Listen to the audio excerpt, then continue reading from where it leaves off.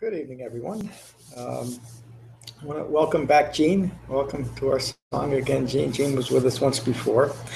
A typical class, we start with a 20-minute meditation, then I give a talk on meditation in relation to the broader framework of the Eightfold Path, and we have a discussion, and then we close. So it's nice to see you again. Let's see who. Bet you that's more.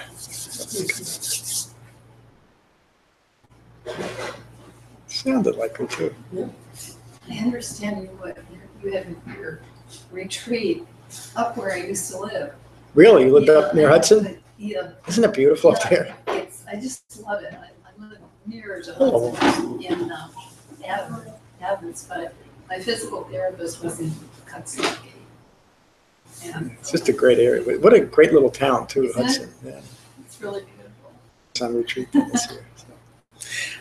We'll meditate for 20 minutes, and our talk tonight is, I think, the third and final talk on the Eightfold Path, and tonight on the concentration factors. But there's a lot here, so it might be a two-night talk. We'll see. So find your relaxed meditative posture, and gently close your eyes and gently close your mouth. And holding your back straight, but not stiff. Your ears aligned with your shoulders and nose aligned with your navel. But holding yourself very loosely, very gently, very lovingly. Allow yourselves to settle into this room. Settle onto your seats. Settle into your bodies. And settle into your minds. And take a moment to become aware of the sensation of breathing in your body.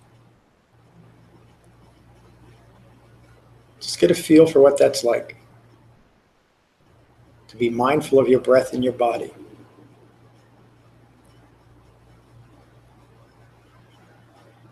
And while remaining mindful of your breath in your body, notice that thoughts are flowing.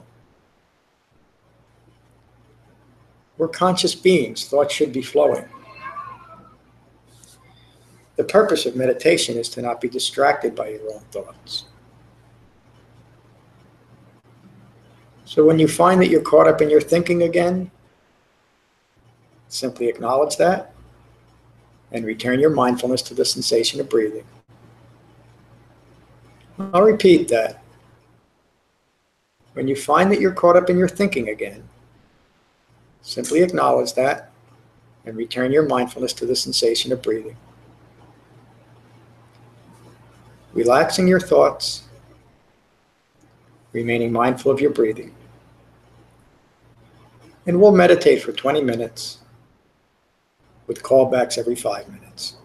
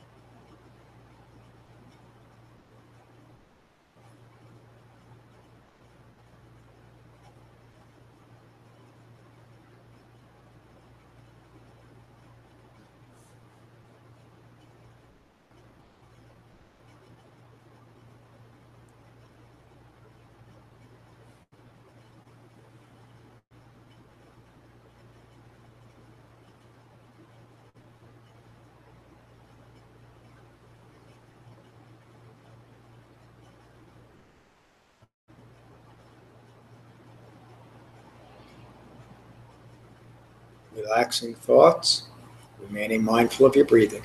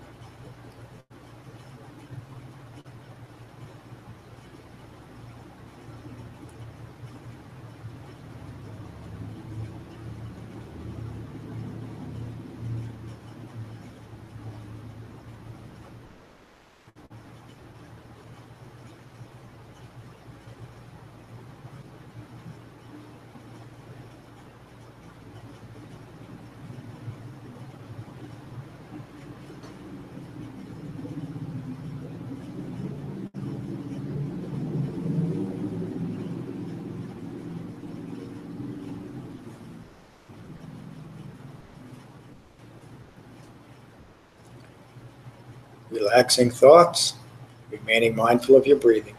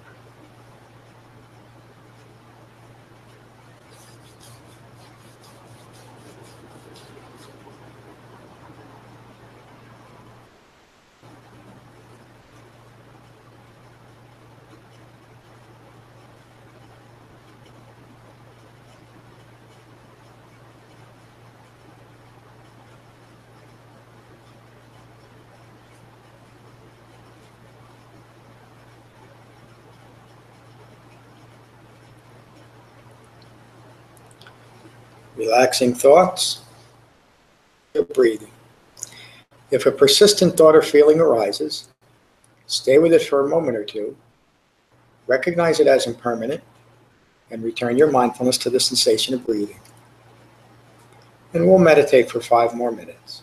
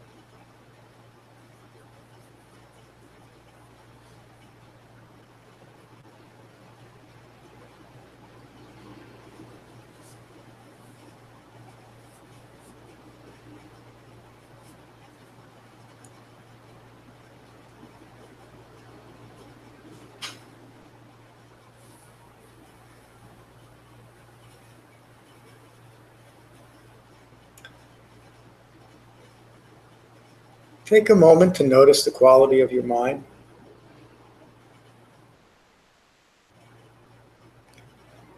Be at peace with your mind. When you're ready, you can gently open your eyes.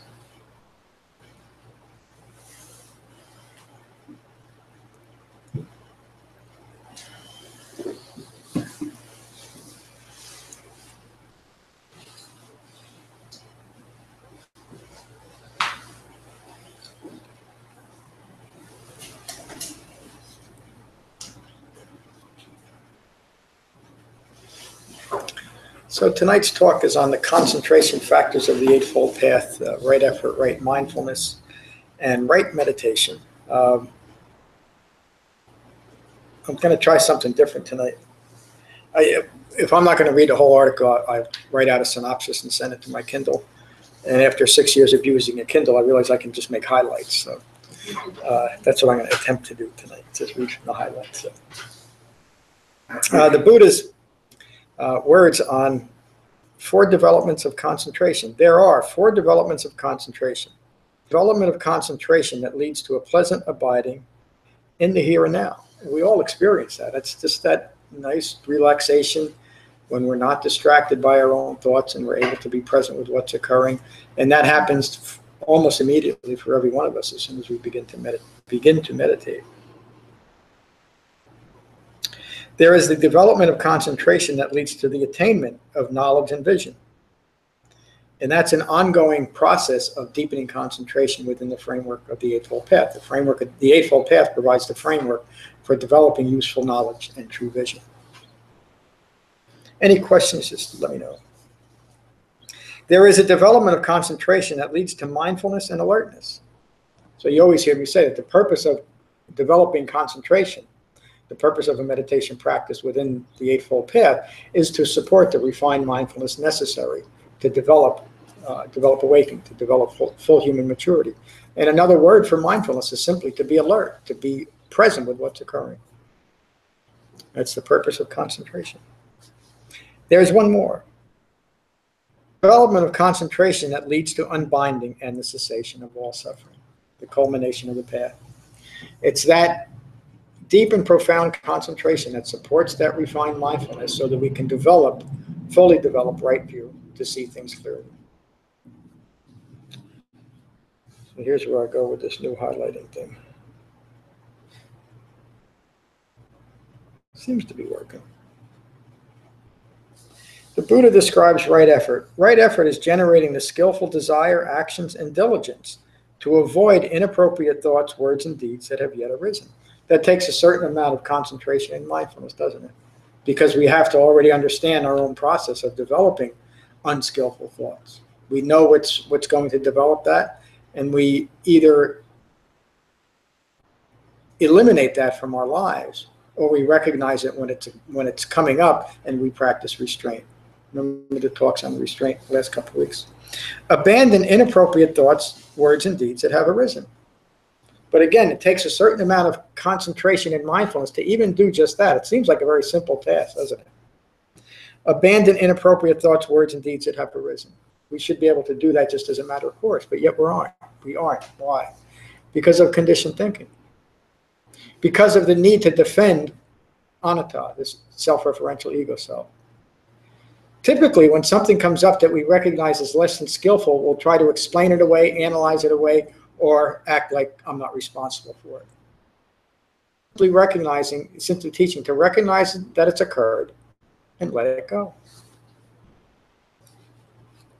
That's right effort. Develop appropriate thoughts, words, and deeds that have yet arisen. Again, it points directly to the Eightfold Path. How do we develop appropriate thoughts? We have to find a framework for developing that. And again, that specifically refers to right livelihood, but then in a slightly broader sense into right view and right intention also. Remember, right intention is the intention to recognize and abandon all craving and clinging. So that relates to developing, employing, again, the Buddha's teaching how to employ right effort. Maintain appropriate thoughts, words, and deeds for continual development of non-confusion and skillful qualities that have arisen. So it's just as important to recognize that we are developing the Eightfold Path, and our thinking and our actions are more in line with the Eightfold Path, to recognize that and to build on that, to cultivate that. Like, can't remember the sutta right now, but cultivate our own refined mindfulness like it's a garden. Recognize it. Water it with the appropriate water and the appropriate nutrients, meaning, again, deep concentration framed by the Eightfold Path. These are incredibly simple and incredibly direct teachings, yet they seem to be very difficult at times to really integrate into our lives, don't they? There's nothing that we can't understand about it, but because of conditioned thinking, because of that feedback loop that the Buddha described in his own awakening, it becomes very difficult. But that's why we need right effort. That's why we need to put some effort into it. And this is right effort. It's useful effort. The implication is here also. Remember, the Buddha taught this 2,600 years ago. He taught right effort at a time when the monks and the nuns of the Sangha were pretty well cloistered. I mean, they stuck together and they stayed secluded from the world. But yet there were still distractions even then. They were still getting into other things that the Buddha recognized and says, wait a minute, those may be wholesome activities, but it's not part of your right effort. Is that clear? So it doesn't mean we should never do anything that doesn't have anything to do with the Eightfold Path. It does mean that when we're mindful of Dhamma practice and mindful of right effort, that we frame that right effort properly within the framework of the Eightfold Path. You can answer this later if you feel like it's getting off topic, but I've just been playing around this past week with realizing that I have aversions to thoughts, the actual thoughts in my mind. I don't want to have these kinds of thoughts. I do want to have these kinds of thoughts, yep. Which is I've recognized as craving and clinging. And what you just said sounded like it was promoting craving and clinging, which I know it's not. Mm-hmm. So I don't know if you can help me see where my conditioned thinking was getting in my way. When you said cultivate appropriate thoughts. Mm-hmm. I hope I can. Do you know what I'm saying? I do. That sounds to me like to appropriate thoughts and you know what I mean? To me, that's what that sounds like. So refined mindfulness is a dispassionate, impersonal way of simply recognizing that these thoughts I'm having right now are inappropriate. Having an aversion to certain thoughts is having an aversion to Jen as she is right now. Right. And that's where the clinging and craving is, that I be different. I shouldn't be having, however, the scenario that's underlying the conditioned thinking. Yeah. For so long, I shouldn't have these thoughts. I mean, everybody does this. Right. We think that we should be further along, and that's just a self-referential ego self grasping at keeping you stuck. It's simply, do you see the self-reference in that thought? I don't want to have this thought. Yes, and that's craving so and clinging. It's just see it. Yeah, it's just what's occurring. Yeah. This is what's occurring in this moment. Recognize it within the broader framework of the Eightfold Path, and maybe specifically right speech, action, and livelihood. And what is it Buddha saying your right effort is? To recognize it and let it go. Don't do anything else with it. You don't need to analyze it. You certainly don't get into blaming yourself. It's a dispassionate mindfulness, and that was a completely appropriate question for right now. Remember, an aspect of conditioned thinking, what the entire Eightfold Path is in place for, is to recognize conditioned thinking. Another word for that is thinking rooted in ignorance. It's an aspect of ignorance to ignore or find a strategy to ignore anything to ignorance. And we do that as aversion, as judging ourselves harshly. We do it by associations, meaning associating with people that are not necessarily focused on the Dhamma, but because of our associations, we kind of go along with what they're doing, or, which is just another aspect of ignorance, is that there's something that is not in accordance with the Dhamma here. You know, and we do that all the time. It's much more comfortable to keep everybody happy rather than saying, this isn't This isn't what the Buddha taught. It's an aspect of ignorance. And in the end, we got to pick and choose when we do this, but in the end, it only furthers suffering for everyone. So getting back to your question specifically, aversion only creates suffering for yourself. Cultivating skillful thoughts, words, and deeds within the framework in a dispassionate and impersonal way is free of aversion. It's simply recognizing this is a skillful way of doing this. Maury, you've had your hand up. I'm sorry that I didn't call on you right away. I probably won't quote it correctly. They don't have that type of memory. But say, in a number of suttas, like recognize when craving, clinging, recognize when greed and divergence here, recognize, and then abandon that. And he does, and what you said tonight, and I heard the same thing that Jen was saying, which I do practice as my daily mindfulness practice, is abandon that which is unwholesome, cultivate that which is wholesome.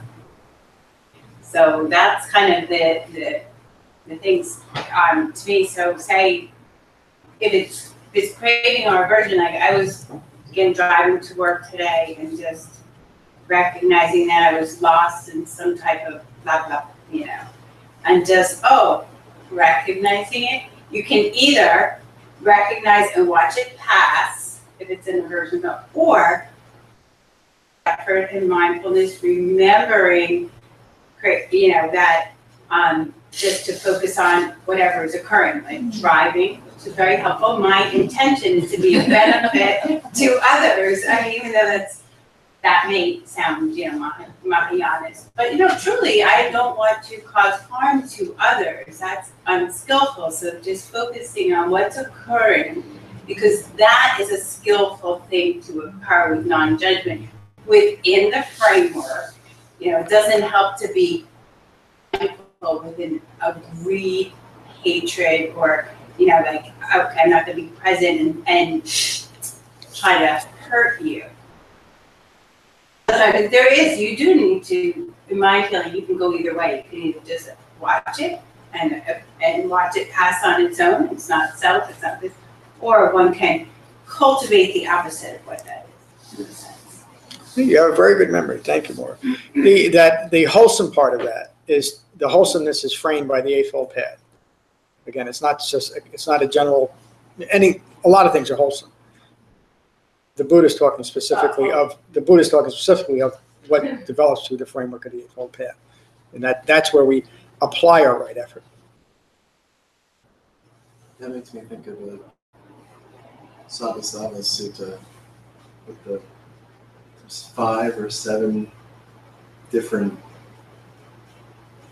The Buddha's basically saying, okay, so it's cool, you get to this place in your practice where you find you're thinking of something that you don't want to think about, or that is just something bubbles up and you find yourself thinking about it. Well, there's 5 or 7 steps to abandon that. Check that out. Yeah, it's also in it. Is that where the last one is? You push your tongue up against your palate and you crush the ball. Yeah, one of them is like completely destroy it. Yeah. So the Buddha's teaching to apply right effort, and if it takes intense right effort, the Buddha was an incredibly gentle and compassionate man who held no punches when it came to developing the Dhamma, because there is no reason to. If we really want to develop awakening, it's a pretty narrowly defined path. The Buddha sometimes would use this phrase in a lot of different suttas because it applies. That the wise ones understand even the slightest danger in the slightest variation to the Dhamma. But again, it doesn't mean that we should beat ourselves up with it. It just means that we should have a well-concentrated mind that is well-focused directly in the way the Buddha teaches it. The Shamatha-Vipassana Sutta teaches something similar to the Vitakka Santana Sutta, we can think what we want to think when we want to think it if we're well concentrated. That's the one caveat to developing the Dhamma. It's the one reason why we need right meditation. Because if our focus on meditation is to deepen concentration, we will. And if we deepen our concentration, we can hold that refined mindfulness of the Eightfold Path. Again, employing right effort in this, we're going to get to right mindfulness maybe tonight. But the reason why the Buddha points these things out is there's a less direct way that he noticed even 2,600 years ago. Even the monks and nuns of the Buddhist Sangha wanted to substitute other little things that seemed wholesome. They seemed like, well, they're good ideas. They seem like that guy taught it and this guy, and they're okay. Let's make it part. The Buddha taught a very specific Dhamma. If we want to awaken, we practice it. If we don't, if we want to engage in occasional right effort, then we can kind of disregard this teaching, don't we? Because he's teaching this in a very specific way. This is what we do. And if we find that we're engaged in wrong thinking, we can also employ the strategy of developing right thinking. How do we do that? Within the framework of the Eightfold Path. Great comment so far. Let me continue. The Buddha describes right effort in a slightly different way here. One efforts to abandon wrong view, wrong intention, wrong speech, wrong action, wrong livelihood, wrong mindfulness, and wrong meditation. All concentrated and mindful of those factors and understand what they are. And once we do that, then we can develop, the Buddha's words, develop right view, right intention, right speech, right action, right livelihood, right mindfulness, and right meditation. He concludes that little saying with, this is one's right effort. Again, pointing back way to developing the Eightfold Path and using it as that incredibly well-focused framework for how do we know when we are. Because we all know what right view is, or we do very quickly once we engage to understand it. We all know what right intention is. The wrong intention is more I making, more even aversion to me is more I making. Or I want this, I want that, I don't want this. We all understand what I making is. Wrong speech, we all know what that is. Wrong action, wrong livelihood, we all know what they are. Wrong effort, we're learning that, but that's something that we develop. Right effort becomes ever more effortless effort the more we recognize the benefits of right effort, doesn't it? Talking about that a couple of weeks ago. The more you recognize the benefit of this, the more likely you are to create joyful enthusiasm about it. We're developing an understanding of right mindfulness. I bet you all of you, before you came to the Buddha's teachings, like me, you thought that mindfulness is a great thing. Any kind of mindfulness. Until you realize what refined mindfulness really means. Because mindfulness means to hold in mind or to recollect. We can do that with anything. We can do it with hurtful things, can't we? We can do it with self-referential views that we're not willing to let go of. We can do it with drugs and alcohol and sex and shopping and golf and anything else you want to think of. That's all a type of mindfulness, holding it in mind. So right mindfulness, which we're going to get to in a second, and right meditation. I bet you nearly every one of us has used a dozen or half a dozen different meditation techniques in your life, right? I did. I started with TM, and here I am.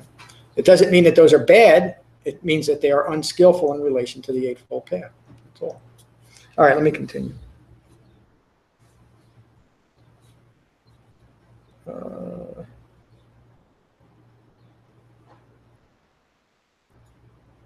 We'll see how this goes.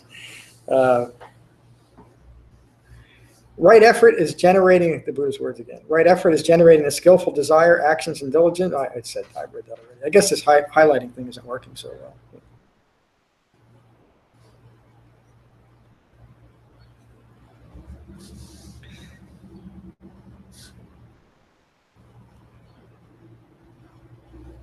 I'm sorry, I'm going to go back to my old way, I think. I almost reread that when I caught myself, though. The Buddha continues. What is unskillful, meaning craving and clinging, and develop what is skillful, the Eightfold Path. If it were not possible to abandon what is unskillful and develop what is skillful, I love this line, I would not teach this. So I guess he had a couple of whining monks and nuns. Oh, this is so hard. He wouldn't teach it if we couldn't do it. I'm kidding about that. This is a Dhamma for human beings, for every one of us. There's nothing, we don't need to have any kind of special abilities or special knowledge or special teachers or special karma or special empowerments or special anything. If we're alive and thinking, this will work. The Buddha says it right there. If you couldn't do it, he wouldn't teach it.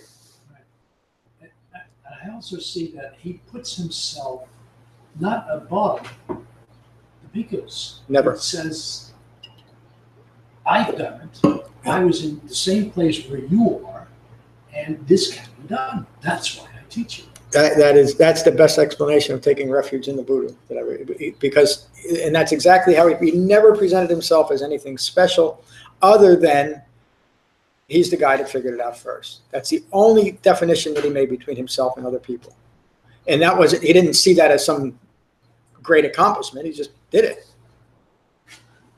And if he thought it as some great accomplishment, he would teach it as it was special, wouldn't he? Gara Sutta, he talks about the same struggles, that he went through the same struggles that we go through in developing the Dhamma. And then he taught other people just what he did. And if we couldn't do it, he wouldn't teach it. If it were harmful to abandon what is unskillful and develop what is skillful, I would not teach this. It's a completely harmless way of developing a Dhamma, even though at times it might put us at odds with the people or maybe even our society. To be harmful, there's nothing intentional there. But it often contradicts many societal or at least religious norms, doesn't it? But there's no intention to harm anything or be divisive in any way. Apply your efforts to develop what is skillful. The Buddha continues with this. Be mindful of wrong effort and enter and remain in right effort. He's described it, and then he says, how do we utilize it? Be mindful of it and enter and remain into it. Next location. I'm getting a handle on this. Okay, mindfulness. The Buddha teaches mindfulness. To be mindful, now it relates directly to the Eightfold Path. Be mindful to abandon wrong view and enter and remain in right view. Hold it in mind. Be mindful to abandon wrong intention and enter and remain in right intention. I could substitute appropriate for right or skillful for right, but put it this way. Most translations have it as right versus skillful or abandon. Be mindful to abandon wrong speech and enter and remain in right speech. Be mindful to abandon wrong action and enter and remain in right action. Be mindful to abandon wrong livelihood and enter and remain in right livelihood. Be mindful to abandon wrong effort and enter remain in right effort. Be mindful to abandon wrong mindfulness and enter remain in right mindfulness. Be mindful to abandon wrong meditation and enter and remain in right meditation. These are the tasks associated with right mindfulness. And remember, actually I was going to say, remember our talks on the Satipatthana Sutta, but that's the Saturday Sangha. This Saturday, I think we're going to conclude that 6-talk series where the Buddha takes us through the mindfulness that we apply in meditation, the right mindfulness, meaning the 4 foundations of mindfulness of the breath, feelings, thoughts, and resulting concentration. And then he expands that off our cushion to the 5 hindrances, the 5 clinging aggregates, the 7 factors of awakening. And finally, he teaches to be mindful of the 4 noble truths. And then specifically this way, to be mindful of each factor of the Eightfold Path. This is how the Buddha teaches mindfulness. Other application does he teach it? That's not to say we can't use it in other applications, but as far as developing right mindfulness, it's holding in mind the 4 noble truths. It's holding in mind where we hope to go, to gain awakening, to gain full human maturity through the Eightfold Path. That's right mindfulness.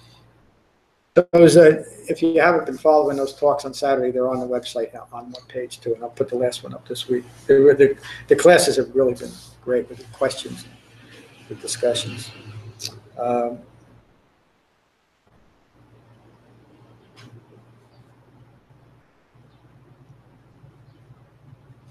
So right meditation, the Buddha, during his time traveling around northern India seeking awakening, seeking enlightenment, he studied with 2 of the foremost spiritual teachers of the time, Alara Kalama and Udaka Brahmaputta. What was considered a very advanced spiritual practice based on the Vedas. They came to similar conclusions, but slightly different. And the Buddha mastered those teachings, and he mastered their meditation techniques, which were considered the most advanced of his time. And he rejected both of them because they didn't lead to his goal of understanding. He didn't reject them because they're no good or anything like that. They didn't lead to his goal of understanding the nature of suffering. If you remember the story, the Buddha continued to wander around northern India for 6 years, studying, practicing very ascetic practices. So much so that he was eating a grain of rice or a bean a day, and he got very, and he passed out and rolled down a hill into a river and almost drowned, and a young girl nursed him back to health. And as he got his strength back, he decided that I'm going to sit in meditation until I awaken. He generated that great resolve, that great, strong, right intention to stay there until he awakened. And he remembered a meditation technique when he was a little boy, 5 years old, and he was frustrated in his father's kingdom. And out of that frustration, he decided to sit under the shade of a tree in his father's palace and focus on his breath. And he remembered that 29 years later. And he decided to utilize that same meditation method to become mindful of the sensation of breathing in his body. And as he meditated, the legend has it that Mara, the malevolent god, kept coming at the Buddha and sending armies at the Buddha to knock him off his meditation cushion. And then great elephants. And then Mara sent his beautiful daughters to try and entice. Of course, that's just metaphor for what was occurring in the Buddha's mind, which were a continuing series of self-referencing views. And it's described beautifully in the Nagara Sutta. He kept coming up on these self-referential views, reflecting back on his consciousness rooted in ignorance, and he called that the feedback loop that he couldn't get out of until he continued. And he faced every one of these thoughts, and as they came up, he recognized the impermanence of them and came back to the sensation of breathing. That's why I give that instruction in the last 5 minutes. If an impermanent thought or feeling arises, stay with it for a moment or two, come back to the sensation of breathing. You're training yourself to recognizing that all your thoughts are impermanent, no reason to hold on to them. Come back to the sensation of breathing. That's just what the Buddha did in developing his awakening. And after a series of days and nights of meditation, the sutras typically say 40 days and 40 nights. No one can really know that. The point is that the Buddha finally awakened. And then he sat off and on in meditation for another 2 weeks, considering, how can I teach what I now understand? Is there a way of getting past the problem of conditioned thinking, of ignorance, of Four Noble Truths? And that's when he developed the Eightfold Path, including right meditation.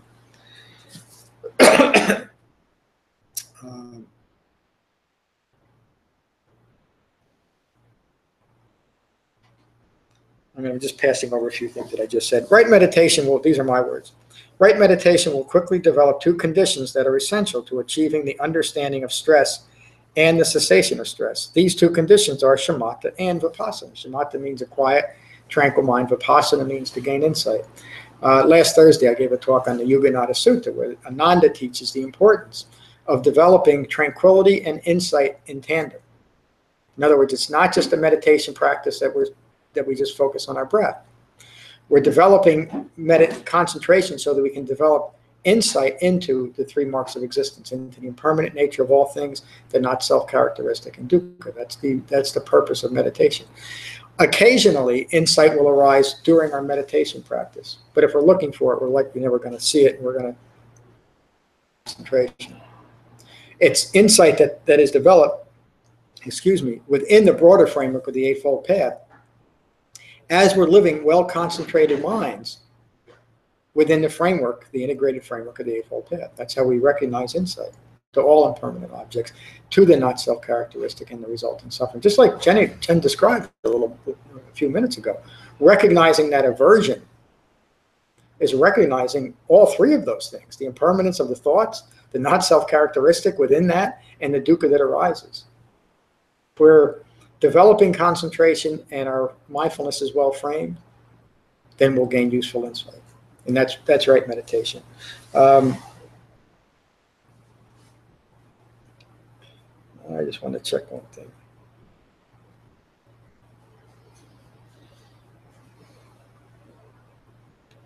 The Buddha's words on mindfulness and meditation. Wise and mindful, you should develop immeasurable concentration. When wise and mindful, one has developed immeasurable concentration. Then 5 realizations arise right within oneself. The realization arises within oneself that this concentration is blissful in the present and will result in bliss in the future. The realization arises within oneself that this concentration is noble and is not connected with the baits of the world. The realization arises within oneself that this concentration is not obtained by base people.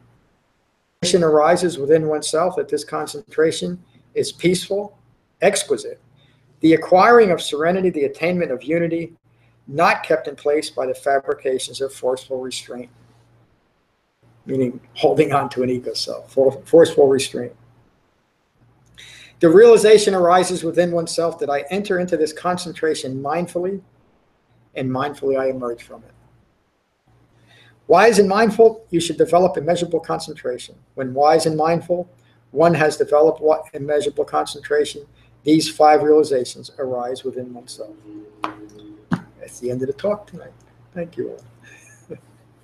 So let's go around the room. Any questions directly related to the talk before we go around?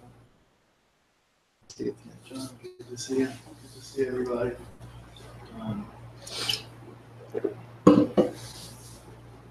Yeah, speaking about right effort, I think all of us here have seen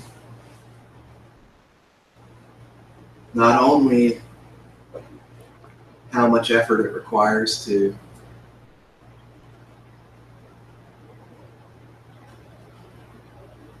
see ourselves in action and recognize and abandon unskillful thoughts, words, and deeds.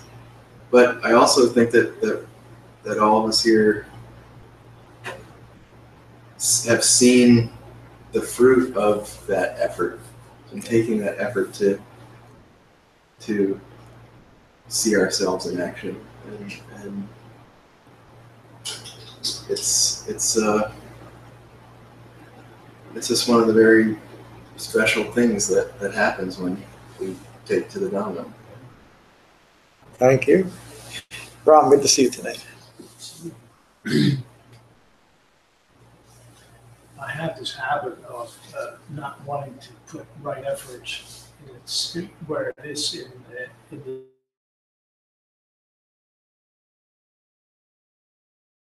Eightfold Path. I'm starting to get a bit more of a view now where it leads into right mindfulness and concentration.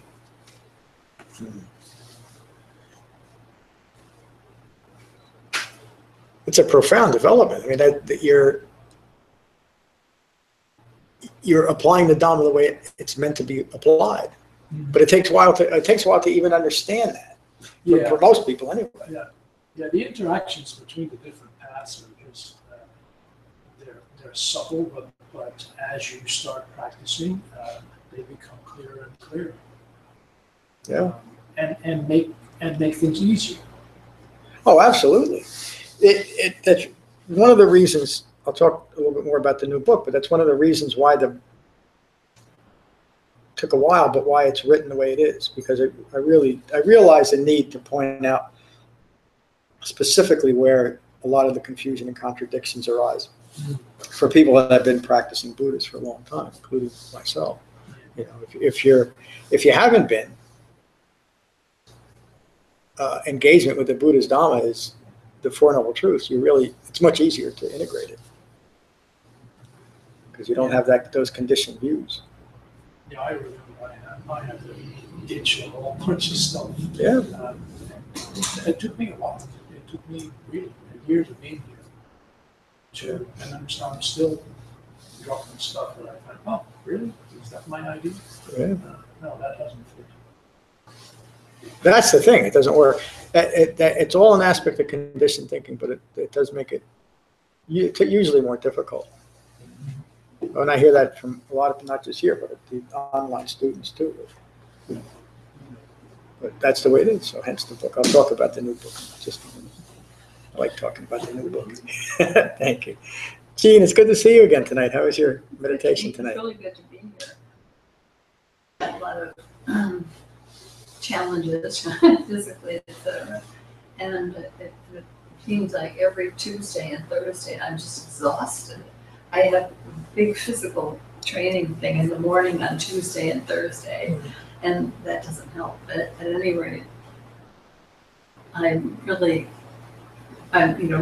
work with Matt, and he suggested that I come tonight for the not only this but the session with him, and it just feels so good. I feel so much better now than I did when I dragged myself out of the house. I do too, but So anyway, I hope I see a lot more of all of you. we hope so too. Welcome to our Sangha again. Jen, good to see you tonight. Good to see you. I'm starting to see the subtle aspects of great effort. Subtle being the key word for me, because I tend to try too hard at certain parts of things, that parts that I like, and then maybe kind of ignore the parts that I don't like, and really staying with ego as it arises, as I recognize it, and watch it pass away. That's the part that I lose interest. So watching it subside is much more tedious for me, just my conditioning. And that's been that great effort to just stick with it, but not stick with it. Sort of what I'm learning now, so it's interesting. Thank you. And that's all part of developing your own practice. Lorna was talking about that a couple of weeks ago. It's for many, it's easy to recognize the arising, but we don't want to get to the passing away part. Yeah. Usually because we're already past it in our mind. We're on to something else. Yeah. Keith, good to see you tonight. Good to be here. Thank you. My practice is getting back on track. Been very difficult. I've just been very distracted lately, and it's what I need to do, and this is where I need to be. I really don't have a lot to add, but I'm very happy to be here. Thank you very much. I'm glad you're here. Mary, good to see you tonight. It's good to be here. What Jen said, often that's the case. Yeah. I have been very distracted lately, so it's been a lot of right effort to get me to stick to my practice. But I am. I've had a couple of challenges that I find myself a little deeper in before I'm having awareness that of where I'm at. But it's just living your life off the cushion and to clients. So last time I was here, I think we were talking about right action. I listened to everything in between. And even though these are things we've heard before and learned, a few years ago, meditation is so much more nuanced or subtle. The more you get into it, and the more you have the awareness, like the awareness of something rising and then running. I think I said the last time I was here, I'm like, get it in my rearview mirror and move forward, and taking the time to watch the passing of it, I think is more likely that the rising will be less frequent in the future if you're watching something pass. Anyway, it's all good. It's all good. Thank you, Mary. Thank you. that noticing the arising and passing away of phenomena can be done with any phenomenon. Just pick one and notice it. Notice it as it can be a thought. It could be an external object. It could be anything. It could be a conversation that we have with ourselves or with someone else. Everything arises and passes away. Interesting exercise to just pick something at random and that you engage with, that you encounter. It's the arising and passing away of this. Don't get too focused on it because you'll start getting the shutter mind because everything arises and passes away very quickly. Helen, good to see you. Thank you, John. Good to be here. One thing that I've been thinking about since Lorna brought us to the attention of recognizing the rising and falling, the beginning and the ending of things was, that sometimes there are like different markers or different moments in your life that you might attach a date to, an event to, a name to, whatever. And, they just might be things that come up and then you just sort of put them away again. And so I've started to use that image that many cultures have when someone dies. They put them on a boat and they create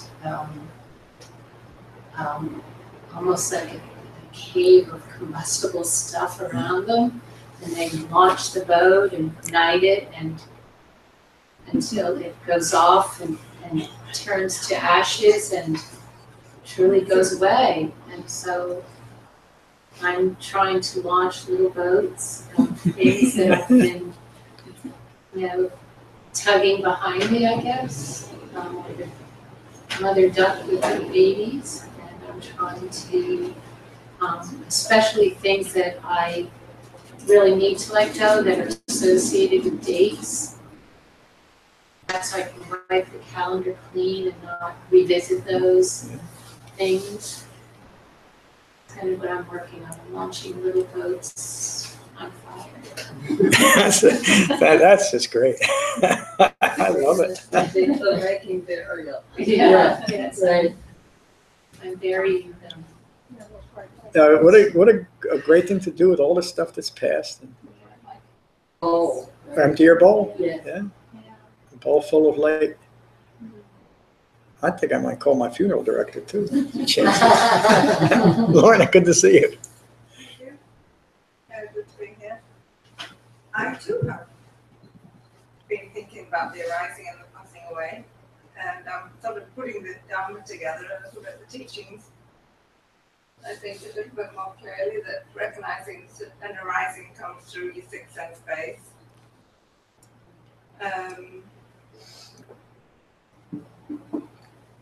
All arisings come through your sixth base, one of the sixth sense base.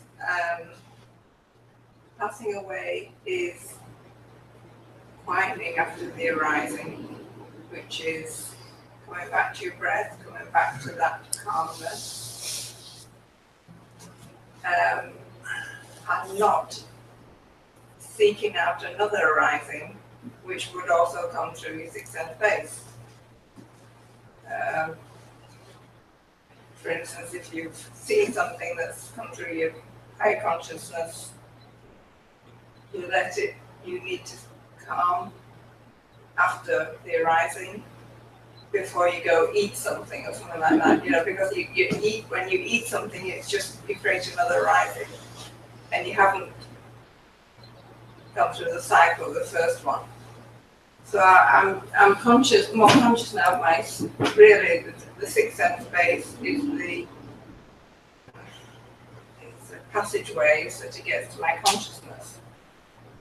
And I'm just sort of putting all that together. It's difficult to quiet down after an arising, it really is. I mean, this is the Buddha's work. But this is what he's asking us to do, I think. and it's not easy. I played a little game with myself on Sunday, just very quickly. I played a little game with myself on Sunday.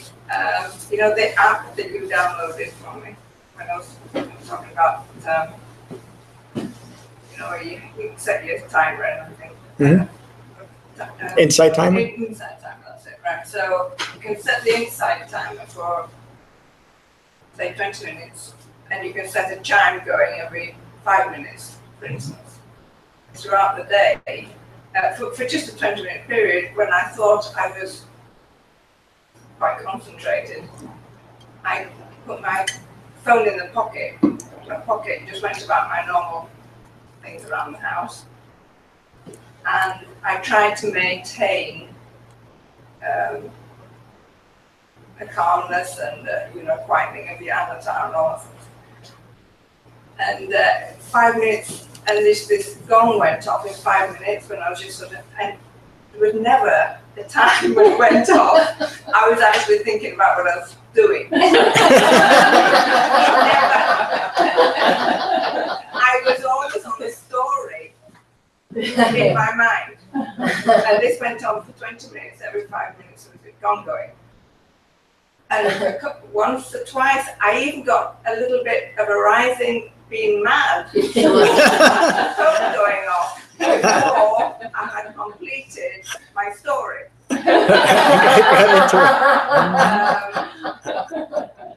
this is absolutely true. I was really surprised how poor I was. And every time the gong went off, my anatta was raging. You know, I was in the story of anatta. You can come back to you know, this is not me, this is not mine, and you kind of settle with it. But you just can't maintain it for 5 minutes. In another 5 minutes, you're on another story. Anyway, I played that little game with myself on. And another thing I noticed was that sometimes when the gong went off I might have still been on the same physical task, but my mind had moved on. So even though I was doing the same thing, it moved on, and I missed it again. You know, I was on another story, but even though I was still mind and my body, two different things, and it's really quite surprising that I was. But I was gentle with myself. Good. So I just had that. Thank you. That's just great. What a great idea. It's very hard to be as I say, to hold your concentration on what you're doing. I can do it. I can do it for 20 minutes. Yeah, so you have a little bit of work to do. I sure do. But it does show what happens when you're. Maybe the best description of stress is when your body and your mind are together.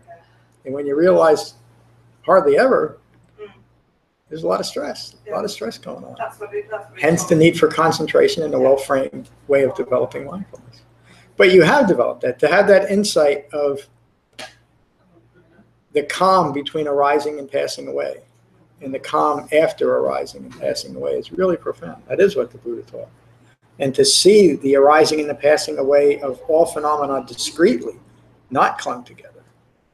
And that way you can enter a quality of mind of calm in between the last thing and the next thing. You have to develop the spaciousness of mind before you can enter that space, though, don't you? And that's what you're doing. I can't do it. I know. No, and the mind goes on to another rising. So try shortening up those periods where the gong's going off. Yeah, that was just a little game.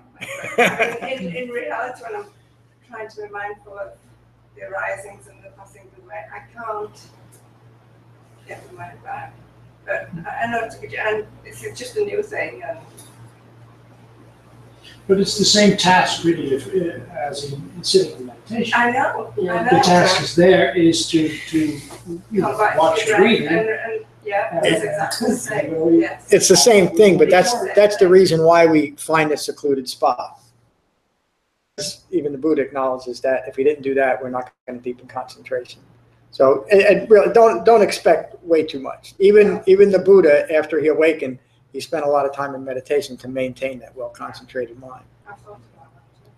And really what it means is off our cushion, it's good to be mindful of what's occurring. But the next best thing, and even the Buddha talks a little bit about it here and in the Vitakka-Santana Sutta, if you can't be mindful of what's occurring, be mindful that you're not mindful of what's occurring. Because at least you're only one step removed from that. And that's what you're describing, that you're not mindful. A short while ago, you wouldn't even have thought of doing it. It would have seemed ridiculous to do something like that, to time yourself to see what you're thinking when you're thinking it. But in the right context, it seems reasonable, doesn't it? I think it's a great idea. I might teach a class on it or something. See, watch people going through town and go bing. It could be a fifth foundation of mindfulness. I just want to say one thing, and I noticed myself exactly what you said, Laura. Like doing the dishes, and while I'm doing the dishes, like seeing other things in the house that need doing, and thinking, okay, when I'm done with this, I need to do that, and I need to do that, and I need to do that, and I need to do that, and I need to do that. And the tension that creates when you're home, like in your nice place, maybe you have the day off and you have time to be thinking about all this stuff. The tension that creates in the summer is really, if you can just say, you know what, maybe this is what's happening now. It's really, so even if it's, of course that's all going to come up because your eyes are seeing all of this stuff that can be done. You can recognize that. Restrain it, eye consciousness. Yep. Yeah. I sometimes will just verbalize what I'm doing just to keep my focus. Especially since I've been putting things down and not knowing where they are anymore. So now I am putting this on the kitchen counter. I'm rushing on the kitchen counter. I'm walking away, it's still on the kitchen counter. And it helps. Watching the coffee pot. Yes, I should be good. Yes, I'm doing that now. Liz, how are you tonight? I'm good. Me too. Lorna's lessons, that's what I call them. So I'm still working on Lorna's last lesson, which is The mayonnaise? no, the one in between mayonnaise and the dinger. We're all aware of things as they arise and then taking the time to see them as they pass. So now, while I'm getting into just being mindful of my breathing, I'm sort of creating this bubble where I see one side and then I see the other, and then see the other. So taking it down to its smallest element as watching the breathing arise and then watching it pass away, and that helps me get more centered into a meditation. And then after a short period of time, I can story and just kind of get into a calmer state. But I think this is, what Lauren was saying is just so important because this is all going to happen in stages, and so now we all know so much more about bringing everything back to the Four Noble Truths and following the Eightfold Path.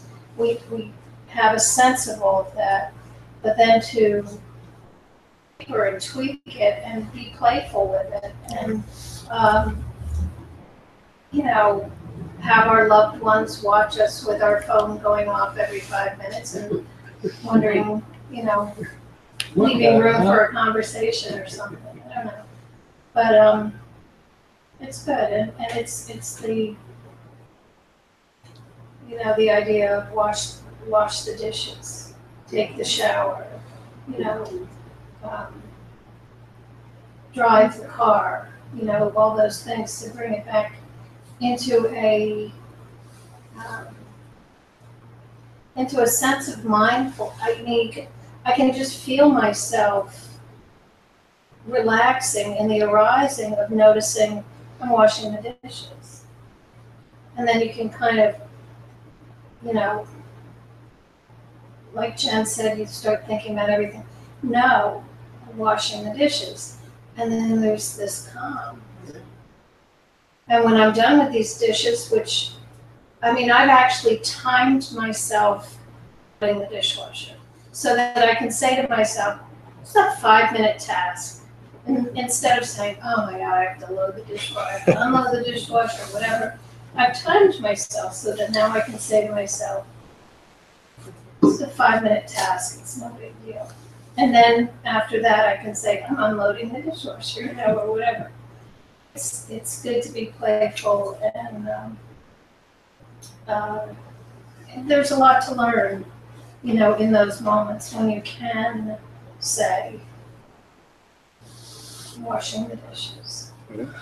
I'm bringing in the groceries, whatever you're doing.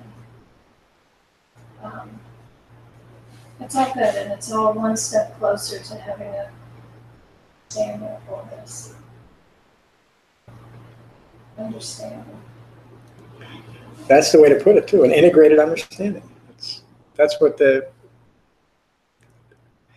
translations often conclude with sayings like the holy life has been lived, but there's nothing religiously holy about the Buddha's teachings. What he means is holistic. The Eightfold Path has been integrated into our life. That's what it means. We get to that point of I'm washing the dishes to washing the dishes. I've gotten I can load and unload a dishwasher in about 18 seconds. Wow. I got to buy a lot of new dishes. So good to see you.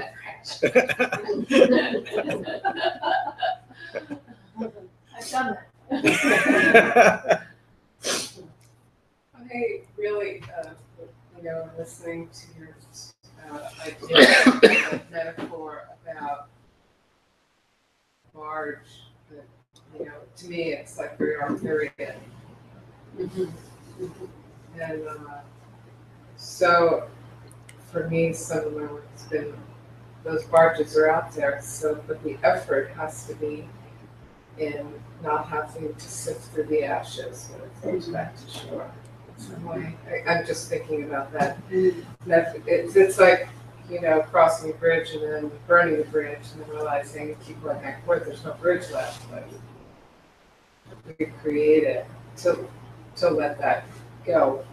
So I put effort into doing things differently. Yeah, it's really hard. I think talk a little bit about people try to put it back into how they're conditioned about how I'm conditioned about how I respond. Makes sense. So Yeah. So the effort about, you know, idea of barge going out and shooting me out, letting it go, and so for me the mindfulness and it's the effort of not having to go back again, and I've learned this, to hold that, and then so the usefulness of the Eightfold Path about the view, right? You know, for me, it's like everything people have been saying without my being able to view those things, I can't interrupt it or be aware of it. So,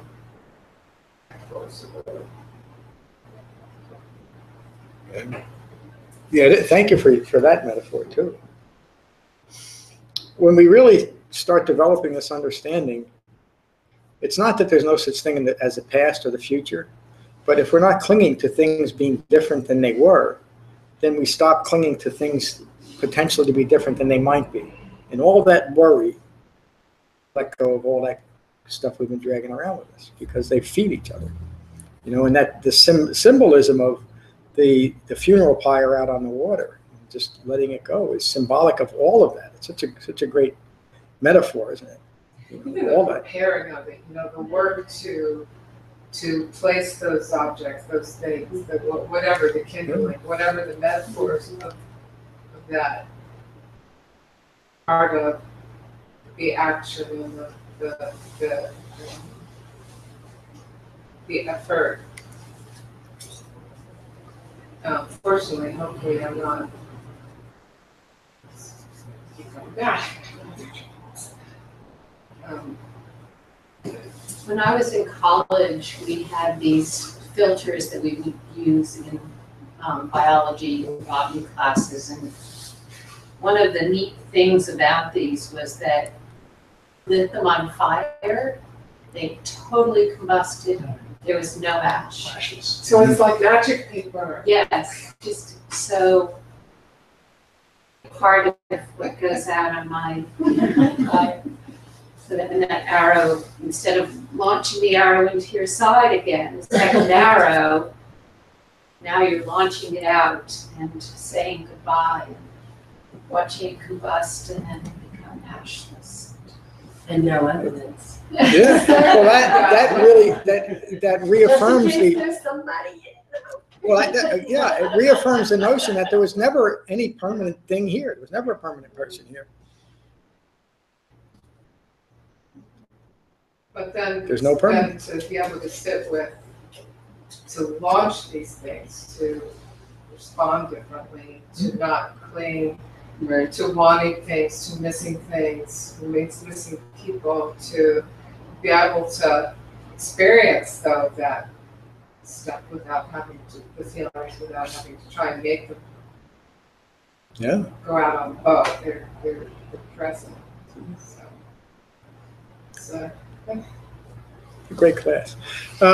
Any other questions or comments about the concentration factors? It was a nice series. I think we'll see what we do next week. A few announcements. The book is available. The new book is available on Kindle tonight, and it should be on paperback tomorrow. Maybe. And I'll have them. I should have some copies here in about a week. Yes, ma'am. Would you ever hold a public session and give a talk and sign a book signing? Oh, a book signing. I mean, I didn't want to say that. I don't need it to make it all about you and the book and all that. Like, I don't know what the appropriate version of a book signing would be, but would you ever think of doing something like that? I don't know. One of the things I'm thinking about is doing a series like we did on The Truth of Happiness every winter, to do a series on becoming Buddha and just go through it chapter by chapter. I think that's great. That's a wonderful idea. Yeah. Well, okay, I got to figure out if I'm going to do that on a Tuesday, Thursday, or Saturday, don't I? Or one thought I had is that I might do it on all three. Yeah. And you could kind of catch up with it. Then if you missed a class on Tuesday, you could come on Thursday or Saturday and know you were going to get the class that you missed. Nah, I wouldn't do it that way, though. In other words, a Tuesday might be on chapter 1, Thursday would be chapter 2, Saturday would be chapter 3. But maybe let me think about that. You'll see it's a long book, and if I did it one chapter at a time, it would take us 52 years, I think. So. But that's a good idea. Maybe Matt and I are thinking about doing a one-day retreat, probably going to be in September. Maybe we'll do that with becoming Buddha as the theme, and I can talk about it. Denise is thinking about joining us. Remember Denise with the Himalayan healing bowls? So she'll be there. So yeah, that's a great idea. I think we'll do a one-day retreat, maybe based on that. And then I think I'll do some ongoing classes based on the book too. And we'll see how that works out. We could do, John, like the way that you broke up the chapters in there as sections. We could do it section by section and do That's an idea. Tuesday, Thursday, Saturday, section 1. Yeah, that's what I was thinking. Next one, section 2, Tuesday, Thursday, Saturday, goes to section 2. Yeah, look at it. There might be too much in a section not to teach it out of class. I guess I could give them. I'll look at it and give me your feedback. So the book is available. Yeah. There's a new website coinciding with the new book called becomingbuddha.com. And so everything is going to be, all the talks and articles and recordings are all going to be on there, on becomingbuddha.com. I'll still leave it on Cross River Meditation for a while, but all the new stuff is going to be published on becomingbuddha.com. The links in the newsletter will refer back to Becoming Buddha. The Cross River Meditation.com website will just house information about our Sangha here. And that reflects the growing Sangha. At some point, I'll change the name of the newsletter too to Becoming Buddha newsletter, becomingbuddha.com newsletter, something like that. Does anybody have any thoughts about that, though? I think it just more accurately reflects what we've developed here at Frenchtown. And the Sangha. Buddha at Cross River. Pardon me? Becoming Buddha at Cross River Meditation. I thought about that. It's just a little bit too long for a URL. The URL word like shorter. So. BEA. BBS, CRMC. Yeah. The URL world likes words too, though. The other thing I would say is that what we're building is a place, and if you want to attract people to the place, to say the name of the place whenever you're talking. And thinking of the refuge. Yeah. Sangha too. Well, there'll be tie-ins between both websites too. What'd you say, Bon? If you come into Cross River Meditation site or the newsletter, there's going to be a link. Oh yeah, that's what I mean. It'll all be tied together. It's like a door. Yep. Yeah, and even in the book, I mentioned a few times our Sangha here. Like there's a part in there where it says that we're an hour and a half from Midtown Manhattan, an hour and a half from Center City. Not that far, so come and join us. Well, and that's it. When I was thinking of the book signing, I was thinking like an open community day or something, maybe like an open house where you would invite people in. That's an idea. And maybe I didn't articulate myself, but maybe there'd be refreshments and we would all help, of course, and that's a great idea. Whether you'd be sitting or some version of giving a talk. And maybe there'd be more chairs to make people feel more plenty of comfortable. chairs. But you would give a talk, and then after the talk, like someone could introduce you, and then, you would give a talk, and then, people could listen, then people could buy the book afterwards, and you could be signing, and there would be refreshments, and it could go on, like over the course of a weekend, like an open house, and the whole community can be invited in. As well as people, like your whole database of people, and then our database of people, and It could be one day. Yeah. it could just be one day. retreat. But I was also thinking if you had it in the fall too, you could think about it associated with Donna dinner. holiday season, and this is a good book to give someone even going into the holiday season before, not even as a gift, but to prepare for the season, Mary, you just earned yourself the title of marketing director. Yeah, so I think that's a great idea, and I think Everybody get ready for your assignment. Yeah, well, we'll come up with a date, and it'll be before the Donna dinner, because that's a great lead into our Thanksgiving Donna dinner. That's a great idea. Thank you. So let's come up with. I wonder if you could use the art yard space if you're looking for. What's the art yard? What is that? What is the art? How come I don't know what the art yard Right is? next to Love Hook. Oh, the new place. Yeah. Which is even perfect because Donna dinner's at Love Hook. Right? Boy, It's a beautiful backdrop, and really refined thinkers here. There's an exhibition in getting there, she something might in not this mind having I think something else happened there one night. For some reason. All right, so Matt, why don't we get together and have lunch and we'll go talk to her. That sounds good. Yeah, I've been concert. trying to So, collaborate with them, so this is perfect. All right, great idea. Thank you. Oh, and speaking of that, about the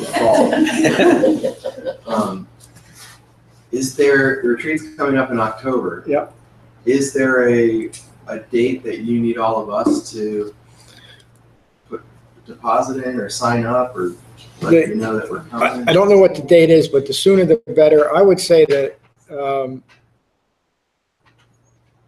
there's a financial anniversary that's coming up about 3 months from the date. So what, September 19th, October. Probably by early August. Yeah. We're going to have to start getting it together with that too. So if you're going, please sign up. If you know you're going and you don't have the money just yet, at least let me know, because then I can plan that, and that's okay. I need a certain amount of money to send to Juan, but we can usually work that out. And the retreat's going to be based right on the new book too, so I'm looking forward to that. Right. Yeah. And yeah, I think I said we'll have some copies here early next week, I think, and they're available online right now. Boy, exciting stuff.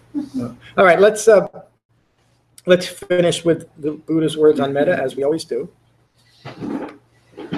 Find your relaxed meditative posture and gently close your eyes and gently close your mouths.